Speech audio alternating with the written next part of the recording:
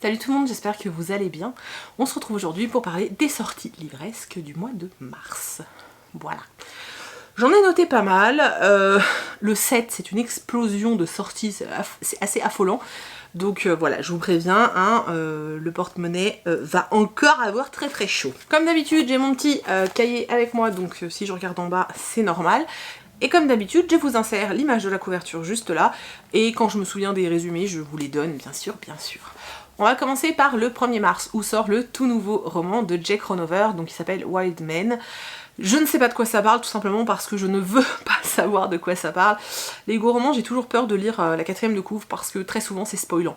Donc je ne l'ai pas lu, ça sera une romance, sûrement un truc de cow-boy, je sais pas, vu la couve. En tout cas la couve est pas très belle, mais bon, c'est pas grave. J'ai trop hâte de découvrir les nouveaux écrits de Jake Ronover, et j'espère très sincèrement pouvoir la rencontrer à Livre Paris très prochainement. Donc voilà, donc le tout nouveau Jake Ronover. Ensuite sort Serial Killers de C.J. Scuse aux éditions de Noël. De cet auteur, j'ai lu Nous les Déviants, que j'ai surkiffé. Je vous avais dit que j'avais adoré ce roman. C'est un livre aux éditions de La Belle Colère. Du coup, moi, dès que j'ai vu le nom de l'auteur, je me suis dit, oula, ça il me faut. Donc Serial Killers, c'est l'histoire d'une jeune fille, Rhiannon, je crois qu'elle s'appelle, qui est la seule survivante d'une tuerie. Voilà, c'est la seule survivante d'une tuerie. Ensuite, bon bah elle grandit, elle fait sa vie, sauf que on découvre quand même que cette jeune femme n'est peut-être pas tout à fait nette, parce que elle tient une liste des gens qu'elle aimerait tuer. Voilà. Alors après, est-ce que... je sais pas du tout sur quel ton c'est fait. En tout cas, j'ai super envie de découvrir ce roman. Ne serait-ce que parce que j'ai tellement aimé l'autre roman de l'auteur qu'il me faut ce livre. En plus, je trouve que l'histoire a l'air complètement dingue, donc j'ai vraiment envie de le découvrir. Toujours le 1er mars est sorti Jefferson de Jean-Claude Mourleva. Je vous ai déjà dit, c'est l'histoire d'un monde où il n'y a que des animaux et où Jefferson, donc le hérisson, va aller chez le coiffeur pour se faire couper les cheveux, enfin les poils. Sauf que quand il va arriver chez le coiffeur, son coiffeur qui est un blaireau est mort sur place. Donc Jefferson va mener l'enquête. Cette enquête va l'emmener à devoir aller dans le monde des humains. Voilà, c'est tout ce que je sais. Ça a l'air génial. Alors la couve est pas exactement comme ça parce que moi j'ai une épreuve non corrigée. Moi il n'est pas illustré, à la place des illustrations il y a écrit illustration à venir. Peu importe. Je vais le lire très prochainement, j'espère vous en parler tout bientôt parce que ça a l'air vraiment très cocasse comme histoire. Et le 1er mars est sorti La fille qui n'existait pas de Nathalie C. Anderson. Vous savez que j'ai surkiffé ce roman, j'ai même retourné mon point de lecture juste pour inclure ce livre. Donc vous savez que je l'ai adoré. Si vous avez toujours pas craqué, foncez, je ne sais pas ce que vous attendez. Et ensuite on passe donc au 7 mars, et vous allez voir que le 7 mars, je sais pas ce que se sont dit les éditeurs, le 7 mars c'est bim badaboum, il y a plein de sorties. Alors, je les connais pas par cœur. Donc on a d'abord À durée indéterminée, donc qui est le 3e tome de la saga, donc de Samantha Bailly, qui sort chez J.C. Lattès. J'ai super envie de le lire, j'ai adoré À durée déterminée, donc là j'ai envie de lire la suite. J'ai envie de retrouver Ophélie, j'ai envie de savoir comment elle va réussir à avoir un CDI. Voilà, moi j'aime beaucoup leurs petites aventures chez Pixel, la maison d'édition de manga là. Voilà, j'aime bien leurs histoires et j'ai très envie de retrouver les personnages, donc il est sûr que je lirai ce roman. Ensuite, on a le nouveau Hillocart qui sort chez Hachette qui s'appelle Alabaster et moi. Alors, j'ai pas tout compris sur l'histoire parce que je l'ai lu il y a très longtemps, le résumé. Mais d'après ce que je me souviens, ça se passe dans une école UP. Voilà, ça se passe juste dans une école UP. C'est le seul truc dont je me souviens, un internat, je crois, un truc comme ça.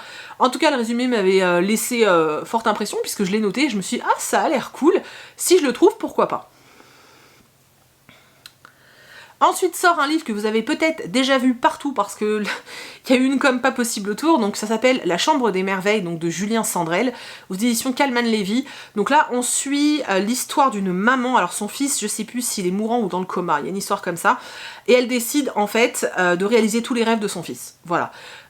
Ça a l'air très touchant, c'est un livre qui a l'air assez court d'ailleurs, ça a l'air très touchant, ça a l'air, voilà. Je sais pas si je me le procurerais ou pas, en tout cas c'est vrai que si je peux l'emprunter ou même j'allais dire en numérique, non parce que ma Kindle déconne, mais franchement il m'a interpellée, la couve est très jolie donc pourquoi pas.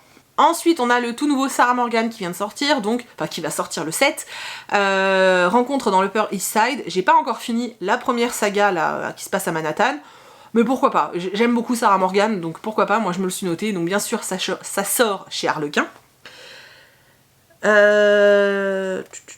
Toujours chez Harlequin, on a le nouveau Fleurana qui sort, donc Nous deux à l'infini. Alors il me semble que c'est une réécriture, enfin qu'elle a retravaillé un texte qu'elle avait publié autre part. Donc là, on l'a chez Harlequin, j'aime beaucoup la couverture, j'adore la plume de Fleurana, je vous l'ai déjà dit plein de fois. Donc celui-ci, il est sûr que je me l'achète. D'ailleurs, il est déjà précommandé. Donc voilà, comme ça, c'est fait. Pareil, un autre roman chez Harlequin qui est déjà précommandé, c'est Qu'est-ce qui fait pleurer les crocodiles de Lucie Castel. Là, c'est juste pour l'auteur, hein. Je n'ai même pas lu le résumé, c'est Lucie Castel, je fonce. Voilà. J'aime trop cet auteur, donc j'ai précommandé. Donc le 7 mars, le nouveau Lucie Castel, voilà. On a également Jeu d'inconscience de Jennifer L. Armentrout qui sort chez J'ai lu. C'est le je sais plus combien 10e tome de la saga. Je les ai tous lus, je suis à jour, mais alors je sais plus combien il y en a. Attendez, je vais vous dire. 1, 2, 3, 4, 5. Donc c'est le 6e tome, voilà, c'est le 6e tome de la saga. Moi j'adore cet auteur, avec moi ça marche toujours, donc bien sûr que je me le suis noté. On a une autre romance chez Harlequin qui sort, qui s'appelle Fais-moi taire si tu peux, de Sophie Jomain. Alors je suis pas très fan des romances de Sophie Jomain habituellement, mais j'ai quand même envie de tenter le coup, on sait jamais. Les dernières avec moi ça a pas trop marché, mais je me dis il faut quand même réessayer, donc j'essaierai. C'est pas ma priorité, mais je me la suis notée. Le 7, on a également le nouveau Aurélie Valonne, Au petit bonheur la chance, chez Mazarine. J'adore la couverture. On suit l'histoire d'un petit garçon qui va devoir aller en vacances chez sa grand-mère. Et voilà, ça va être l'histoire de ces deux personnages, je pense. Ça a l'air très printanier, tout ça. Et moi, j'ai hâte de le lire. Et toujours le 7, on a River Keeper, je crois. River Keep, de Martin Stewart, je vous mets la couve là, qui sort de chez Milan. Il est trop beau ce livre. Alors c'est l'histoire d'un père et d'un fils qui travaillent sur un bateau, sur une espèce de rivière bizarre où il y a des créatures maléfiques et des cadavres et je sais pas trop quoi. Et je crois qu'il va arriver un truc au papa et que le petit garçon va devoir être tout seul sur la rivière et peut-être retrouver son père ou je sais pas quoi.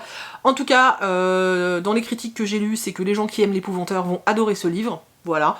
En plus la couve est à tomber par terre, donc voilà, combo parfait. Stéphanie va craquer, c'est sûr.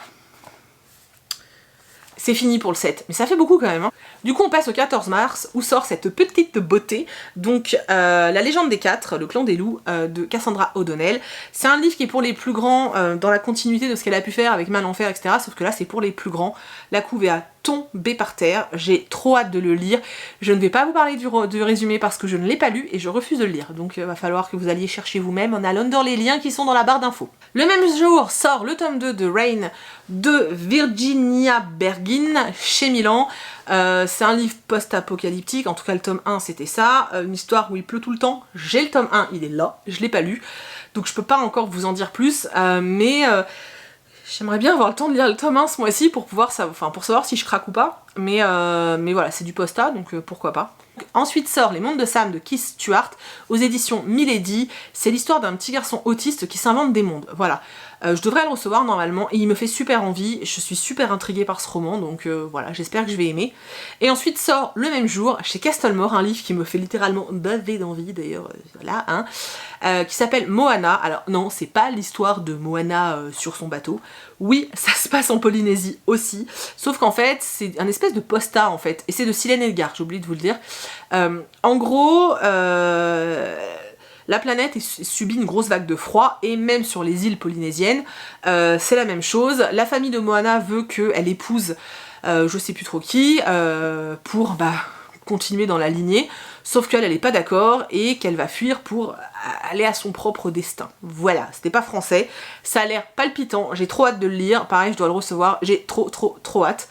J'avoue qu'au départ si j'ai craqué c'est parce que ça s'appelle Moana, et parce que sur la couverture il y a une raie, voilà c'est tout. Pas une raie de cul, hein, une raie mentale. Voilà. On va passer du coup au 15 mars. Le 15 mars sort Je te hais plus du tout de Sarah Wolf chez PKJ. C'est le 3e tome de la saga. Je vais pas vous en dire plus, je vous ai déjà énormément parlé du tome 1 et du tome 2. C'est une saga que moi j'aime beaucoup. Voilà, qui parle d'adolescents, qui parle... moi je l'aime bien, donc je me procurerai le tome 3 d'une façon sûre et certaine. Sort également le tome 2 de La Faucheuse. C'est pareil ce livre. Si je ne le précommande pas, je l'achèterai à Livre Paris, parce qu'en plus l'auteur est présent.